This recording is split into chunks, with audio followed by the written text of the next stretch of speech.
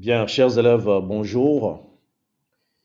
Et nous avons certes fini le chapitre sur les équations, mais je voudrais donc approfondir votre connaissance et vous aider justement à approfondir votre connaissance en traitant quelques consignes qui viennent souvent au brevet. Alors, la première consigne, on demande souvent vérifier si les nombres, je donne un exemple, vérifier si les nombres 3, 0 et moins 7 sont solutions de cette équation. Voilà, on m'a donné une équation et on me dit de vérifier si ces nombres sont solutions de cette équation. Alors, n'oubliez pas qu'avant, on nous donnait l'équation et on nous demandait de chercher la solution. Donc, à la fin, on trouve x égale à un nombre qui est solution. Maintenant, c'est le contraire. On me donne des solutions et on me demande de vérifier si effectivement ces nombres sont solutions de l'équation. Vous voyez? Alors, comment est-ce que je vais procéder? Dans un premier temps, je commence d'abord par 3. Je commence par 3. Je vais tester l'égalité, cette égalité qu'on m'a donnée. C'est-à-dire que je vais remplacer dans cette équation le nombre 3. Alors, ce nombre-là, je vais le remplacer dans x par ce nombre. N'oubliez pas quand je dis si x est égal à 3, ça veut dire que si la solution est égale à 3.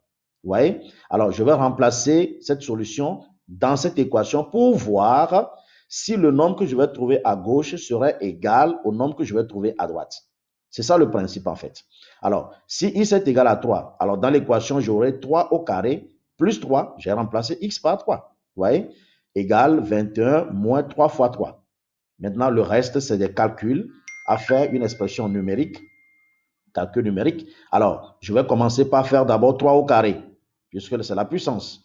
Elle est prioritaire. Alors, ça fait 9 plus 3.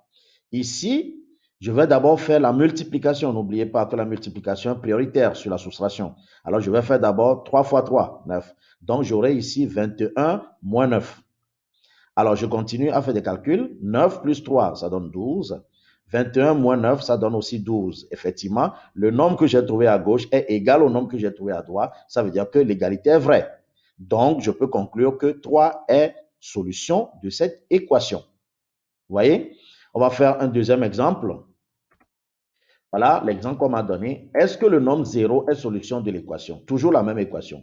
Alors, si x est égal à 0, c'est-à-dire que si la solution est égale à 0, je peux remplacer dans l'équation donc x par 0. Alors, j'aurai 0 au carré plus 0.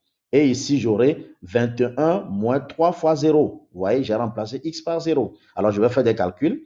La puissance d'abord, 0 au carré, ça donne 0 fois 0, donc 0, plus 0. Je fais d'abord, n'oubliez pas, la multiplication prioritaire dans ce calcul. Alors, moins 3 fois 0, ça fait 0. Alors, ici, 0 plus 0, ça donne 0. 21 moins 0, ça fait 21. Alors, cette égalité est fausse parce que le nombre que j'ai trouvé à gauche n'est pas égal au nombre que j'ai trouvé à droite. Donc, c'est une fausse égalité. Je peux tirer ma conclusion. 0 n'est pas donc solution de cette équation. Vous voyez? Alors, on va prendre un dernier exemple.